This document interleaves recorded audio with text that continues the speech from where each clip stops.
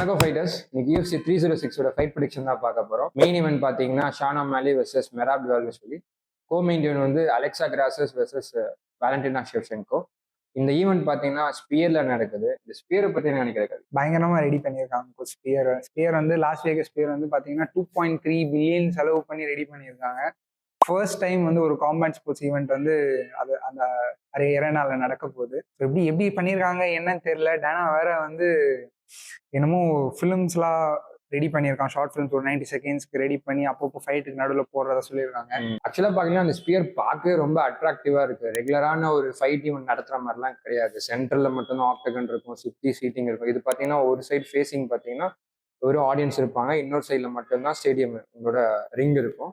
ரிங்குக்கு மேலே பார்த்தீங்கன்னா ஃபுல்லாக வந்து ஸ்க்ரீன்ஸ், ஓகேங்களா. ஒரு ஓவரால் 360 வியூ மாதிரி தான் இருக்கும் உங்களுக்கு.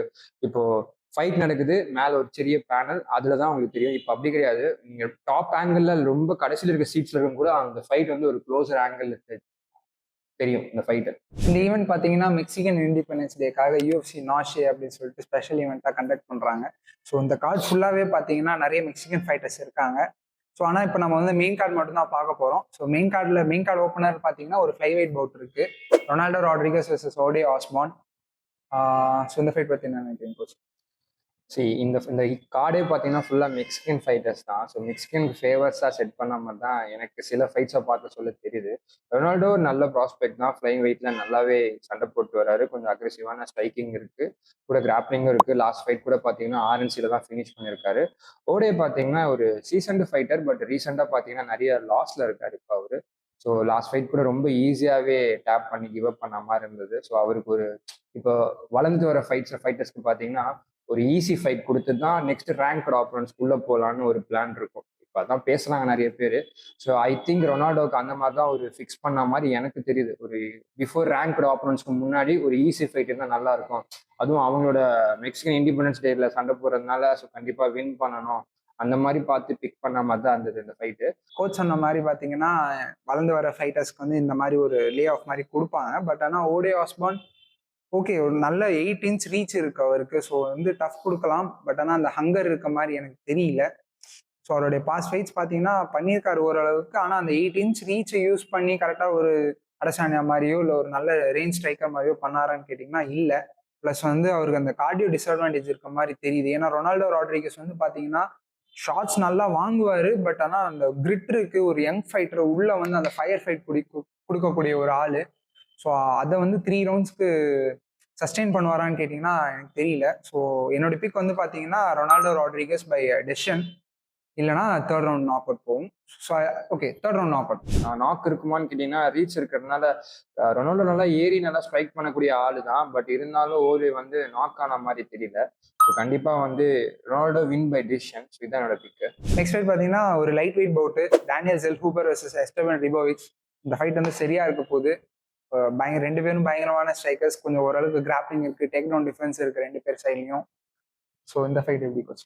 இந்த ஃபைட் வந்து ஒரு வேற லெவலான ஃபைட்டு. இவங்க ரெண்டு பேருக்குள்ள பார்த்தீங்கன்னா நல்லாவே பேலன்ஸ் ஆயிருக்கு ஸ்கேலு.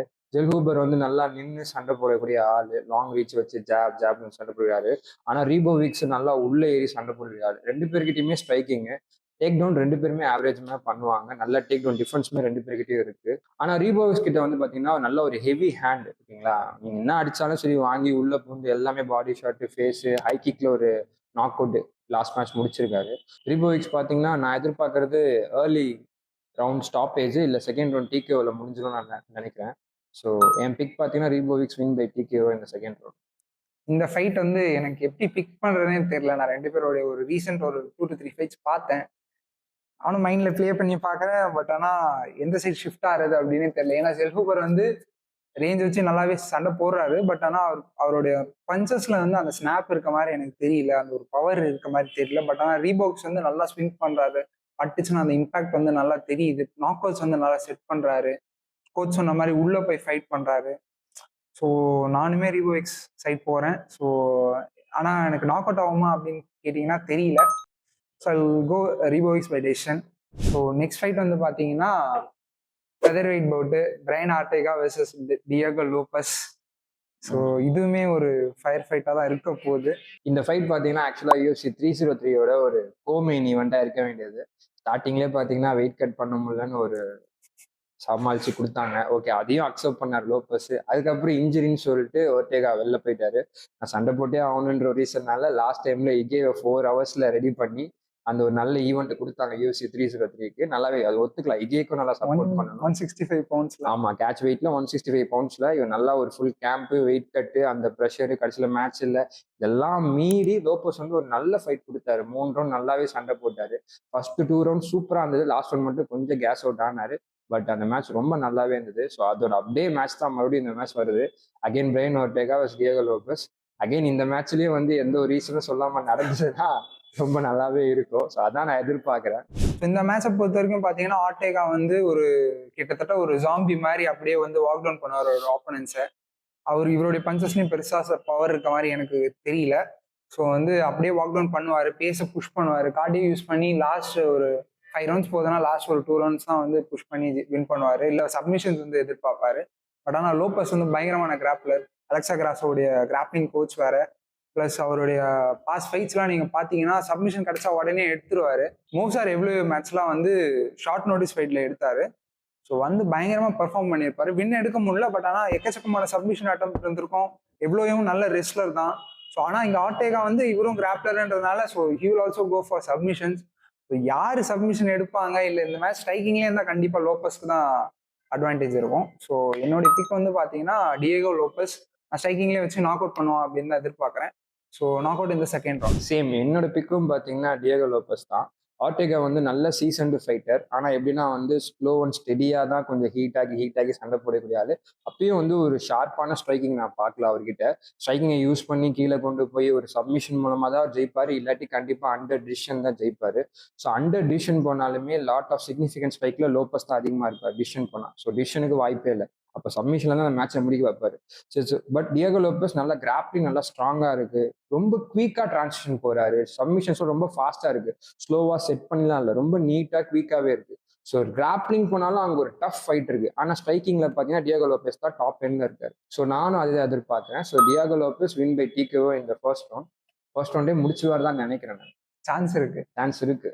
கண்டிப்பா முடிக்கலாம். ஆனா ஆர்டேகா அந்த சின்ன இருக்கனால ஸோ மேபி சஸ்டெயின் ஆகலாம். ஸோ அதெல்லாம் செகண்ட்ல சொன்னேன்.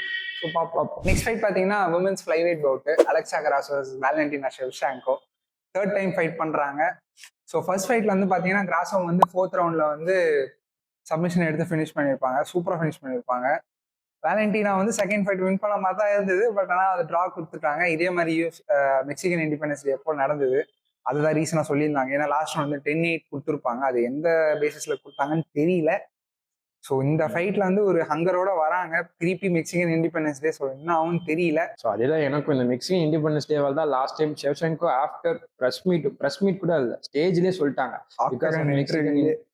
ஆக்டகன்லேயே சொல்லிட்டாங்க இண்டிபெண்டன்ஸ் டேனால இவங்க ஃபேவரா பண்ணிட்டாங்களோ என்ன. நெக்ஸ்டா ஸ்கோர் கார்டு ரிவீல் ஆச்சு. அப்பதான் இது 10-8. ஆக்சுவலா 10-8னா இவங்க எக்ஸலண்டா பெர்ஃபார்ம் பண்ணிருக்காங்க. 8னா இவங்க ஆவரேஜா பெர்ஃபார்ம் பண்ணாங்க. அந்த மேட்ச் நீங்க பார்த்துருந்தீங்கன்னா தெரியும். ஷெவ்சென்கோ சைட்ல இருந்து ஆவரேஜ் பெர்ஃபார்மன்ஸ்லாம் இல்லை, நெக் டு நெக் 2 பேரும் ஈக்குவலா தான் இருந்திருந்தாங்க.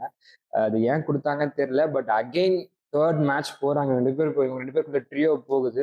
சேம் லாஸ்ட் மேட்ச் பார்த்தீங்கன்னா அலெக்சா கிராஸோ சாம்பியன்றதுனால ஈஸியாக நின்று செட்டில் ஆகி ஒரு ரவுண்ட் விட்டாலும் அடுத்த ரவுண்ட்ல ஸ்கோர் பண்ணிக்கலாம்னு கொஞ்சம் பேஷண்டா ரீச் வச்சு சண்டை போட்டாங்க. பட் ஷெவ்சென்கோ ரீமேட்ச் நான் விட்ட பெல்ட்டை எடுத்தே ஆகணும்னு ஃபர்ஸ்ட் மேட்ச்ல பண்ண மாதிரிலாம் இல்லை. ஃபர்ஸ்ட் மேட்சே பார்த்தீங்கன்னா 4th ரவுண்ட்ல ஸ்பின்னிங் பேக் கிக்ல ஒரு மிஸ்டேக் அலெக்ஸோ சொல்லியிருந்தாங்க ஆஃப்டர் மீட்ல வந்து இந்த மிஸ்டேக்ல நாங்கள் கேம்ப்ல ஒர்க் பண்ணோம். ஸ்பின்னிங் பேக் கிக்ல அங்கே லூப் இருக்கு, அங்கே ஆரன்ஸ் எடுக்கலான்னு என் கிராப்ளிங் கோச் டியோகோ லோபஸ் எல்லாரும் ஒர்க் பண்ணியிருக்காங்க.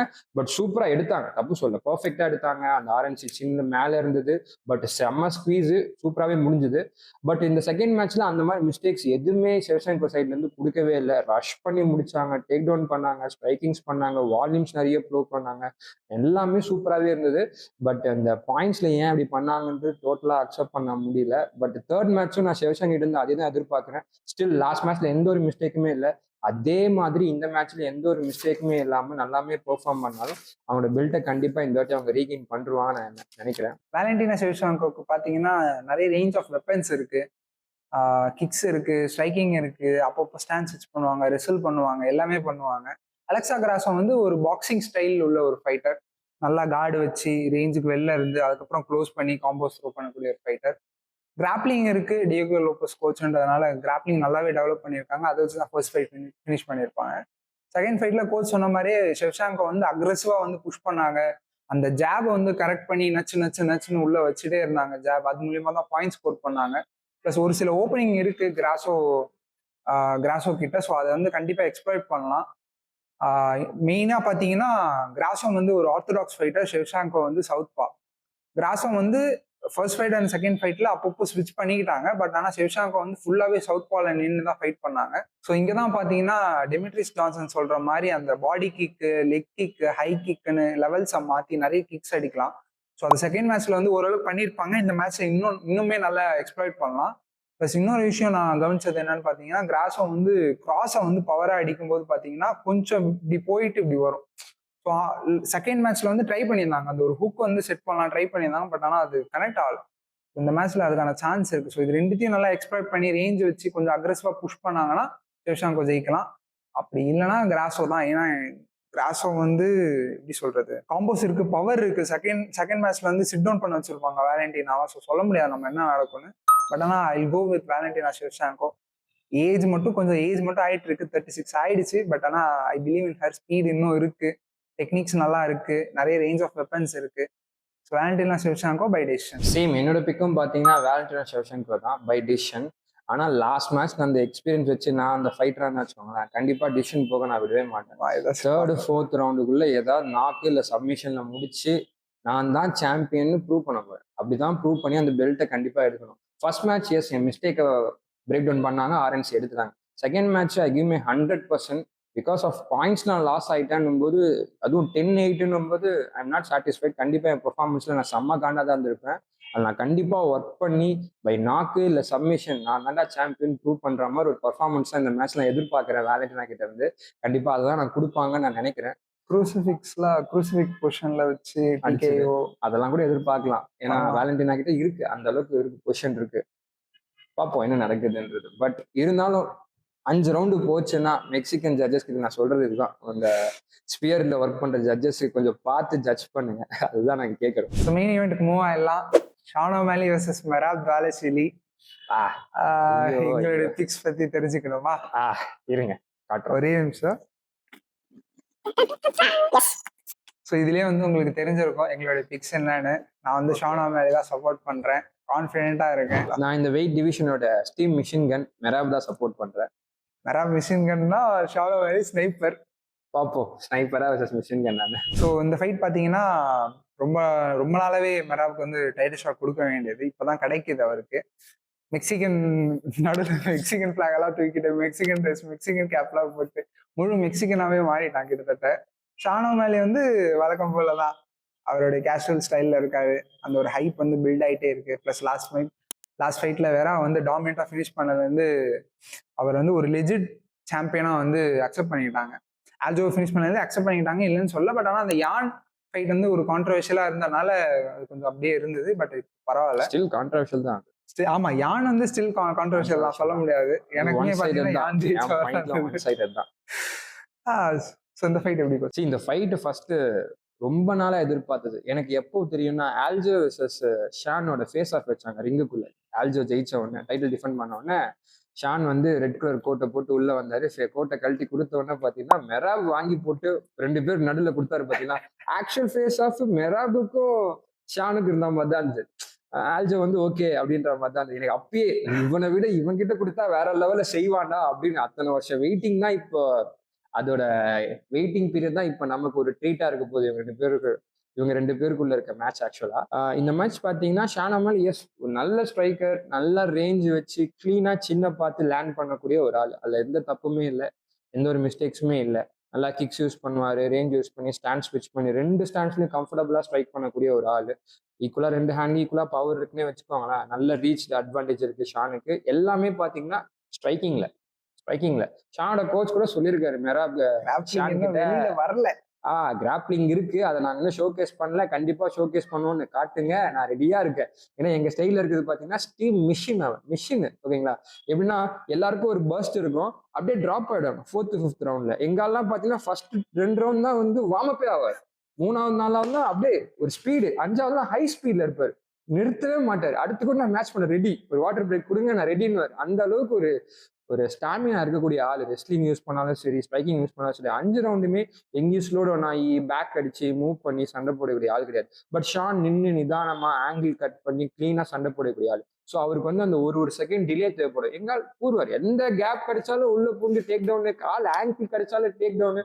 ஸோ இந்த ஃபைட் பார்த்தீங்கன்னா ஃபர்ஸ்ட் யூஎஸ்ல அப்படிதான் இருக்கும். Striker, grappler, wrestler, kick boxer, sambo fighter, kick boxer இப்படிலாம் கொண்டு வந்தாங்க. அந்த மாதிரி தான் இருக்கும். ஒரு நல்ல எக்ஸலண்டான ஸ்ட்ரைக்கரு வெர்சஸ் ஒரு ஒரு அக்ரெசிவ் ரெஸ்லர். இந்த ஃபைட் இப்படிதான் போக போகுது. பாப்போம் எப்படி நடக்குதுன்னு, யார் ஜெயிப்பார். நான் கான்ஃபிடென்ட்டா இருக்கேன் என்னோட பிக்ல ஷான் ஓமாலி. கோச் நிறைய பேசிட்டாரு, எனக்கு என்ன சொல்றது தெரியல. அப்படிதான் நான் என்னுடைய பாயிண்ட் வைக்கிறேன். ஸோ என்னன்னா மெராப் வந்து கரெக்ட் தான், நல்லா கிரேசியா வந்து பேஸ் புஷ் பண்ணுவாரு, அக்ரெசிவா வந்துட்டே இருப்பாரு, ரெனன்ட்லெஸ்ஸா. நீங்க யானுடைய மேட்ச்ல பாத்தீங்கன்னா அவருடைய ஸ்ட்ரைக்கிங் வந்து கம்ப்ளீட்டா வந்து நிறுத்திட்டாரு. அவருடைய டேக் டவுன் அட்டம்ஸா இருக்கட்டும் எல்லாமே வந்து சூப்பரா இருந்தது. பஞ்சை ஃபெயின் காட்டி உள்ள டேக் டவுன்ஸ் போறாரு, அதுக்கு ரியாக்ட் பண்றாங்க சில பேர். பட் ஆனா ஷான் ஓமாலி வந்து மெராப் துவாலஷ்விலியை வந்து ரியாக்டிவ் மோட்ல போடணும். அதுக்கு வந்து அவருடைய ஃபெயின்ஸ் வந்து கண்டிப்பா யூஸ்ஃபுல்லா இருக்கும். ஆல்ஜமென் ஸ்டெர்லிங் மேட்ச் பார்த்துருந்தீங்கன்னா தெளிவா தெரியும், இவருடைய சின்ன சின்ன மூவ்மெண்ட்ஸுக்கு கூட ஆல்ஜோ வந்து பயங்கரமா ரியாக்ட் பண்ணிட்டு இருந்தாரு. ஸோ ஷான் ஓமாலியோட ஃபெயின் கேம் வந்து எனக்கு ரொம்ப பிடிக்கும். ஸோ மெராப் துவாலஷ்விலி வந்து அதுக்குள்ள ஃபர்ஸ்ட் ரவுண்ட்லேயே விழுந்துருவாரு அப்படின்னு தான் நான் எக்ஸ்பெக்ட் பண்றேன். ப்ளஸ் வந்து ஷான் ஓமாலி கையில பவர் இருக்கு. ஸோ நீங்க ஈஸியா வந்து ரேஞ்சை வந்து க்ளோஸ் பண்ண முடியாது. பிளஸ் மெராப் வந்து பாத்தீங்கன்னா கண்ட்ரோல் ரெஸ்லர் வந்து சொல்ல முடியாது, ஏன்னா ரொம்ப நேரம் கிரவுண்ட்ல வைக்கல ஆப்போனன்ட்ஸை. ஸோ உள்ள டேக் டவுன் போறாரு, ஒரு 2 to என்ன சொல்றது 20 செகண்ட்ஸ் 30 செகண்ட்ஸ் ஹோல்டு கண்ட்ரோலு வெளில எஸ்கேப் ஆயிடும். ஸோ அதை வந்து நீங்க ஓமாலி கிட்ட பண்ண முடியுமா? எனக்கு கேட்டீங்கன்னா எனக்கு பண்ண முடியாதுன்னு தான் தோணுது. ஏன்னா ரேஞ்சை க்ளோஸ் பண்ணி உள்ள போய் எடுக்கணும்.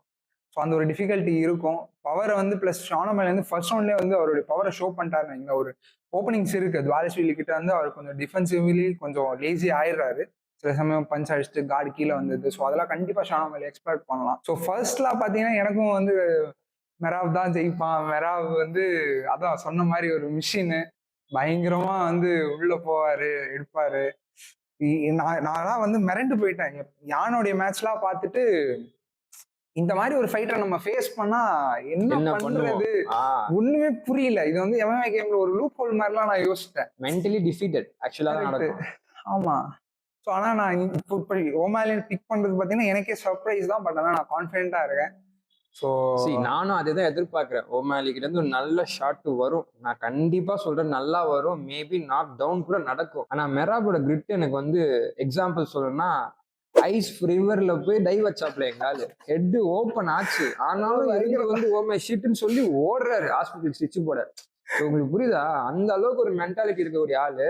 நீங்க கிளீன் ஃபிளாஷ் நாக் அவுட் அடிக்கணும், ஓகேங்களா? அதுக்கு சான்ஸ் இருக்கு. ஆனா மெராப் கண்டிப்பா நாக் டவுன் ஆவார். நான் எதிர்பார்க்கிறேன் ஃபர்ஸ்ட் 2 ரவுண்ட்ல நாக் டவுன் ஆவாரு, இவரும் டேக் டவுன் பண்ணுவாங்க. இந்த ராக் ஆகி அதுல இருந்து ரெக்கவர் ஆகி மறுபடியும் அடுத்த ரவுண்ட்ல எப்பயும் போல அக்ரெசிவ் ஸ்ட்ரைக்கிங்க புஷ் பண்ணி ஒரு ரவுண்டு கீழே கொண்டு போய் நான் கீழே கொண்டு போய் கண்ட்ரோல் பண்ணலாம், கண்ட்ரோல் பண்ணி அடிக்கணும். அடிக்க சொல்ல அவன் திரும்பிட்டானா, அவன் கீழே மாட்டிட்டானா, இதுவும் ஒரு டாக்டிக்ஸ் தான், ஓகேங்களா? கீழே போறோம், டேக் டவுனுக்கான பாயிண்ட் எடுக்கிறோம், 2 ஷாட் எடுக்கிறோம், மறுபடியும் மேலே விடுறோம், மறுபடியும் கீழே போறோம். இப்போ ஸ்ட்ரைக்கிங்ல ஃபேஸ்ல நிக்கிற ஒரு 10 ஷாட் ஃபேஸ்ல படுதுன்னா அவங்க ஸ்ட்ரைக்கிங் ஃபேஸ் பாயிண்ட் கிடைக்கும். நான் கீழே கொண்டு போய் டேக் டவுன் ஒரு வாட்டி தான் பண்றேன், கீழே கொண்டு போய் 2 தான் அடிக்கிறேன் போது ஸ்டில் என்னோட பாயிண்ட் அதிகமா இருப்பேன். நான் அதே ஒரு ரவுண்ட்ல 10 டேக் டவுன் நச்சனா கரெக்ட் தான். அந்த ரிதம் பிரேக் ஆகும், டேக் டவுனுக்கான பாயிண்ட்ஸ் வந்து ஸ்கோர் பண்றது ஈஸியா இருக்கும். அந்த ரவுண்ட் கிளீனா ஒரு ரவுண்ட்ல இத்தனை டேக் டவுன் அடிச்சான் பை வந்தாப்பா அந்த ரவுண்ட் வின்னு. அவ்வளவுதான், நோ கொஸ்டின் ஆஸ்க். இதுதான் எங்க கேம் பிளானே, இதுதான் நாங்க சொல்றோம். நாங்க வாங்குவோம், ஆனாலும் எழுந்து மறுபடியும் ட்ரை பண்ணுவோம். டேக் டவுன் பண்ணிட்டே தான் இருக்கும், 5 ரவுண்ட் முடிகிற வரைக்கும், பெல்ட் கையில வர வரைக்கும் தான் நடக்கும். என்னோட பிக் பாத்தீங்கன்னா மெராப் வின் பை டிசிஷன். நான் இந்த ஃபைட் எப்படி போவோம் பாக்குறேன்னு பாத்தீங்கன்னா ஷான் ஓமாலி வந்து ஸ்டான்ஸ் நல்லா ஸ்விட்ச் பண்ணுவாரு, டக்கு டக்குன்னு மூவ் பண்ணுவாரு, ஒரு இடத்துல வந்து நிக்கவே மாட்டாரு. யான் ஃபைட்டு, செஹடோ ஃபைட்டு, ஸோ அதெல்லாம் பாத்தீங்கன்னா ஓரளவுக்கு நிப்பாங்க ஆப்போனன்ட்ஸ், மெராபோடைய ஆப்போனன்ட்ஸ். பட் ஆனா ஓமாலி வந்து ஒரு செகண்ட் கூட நிக்க மாட்டாரு.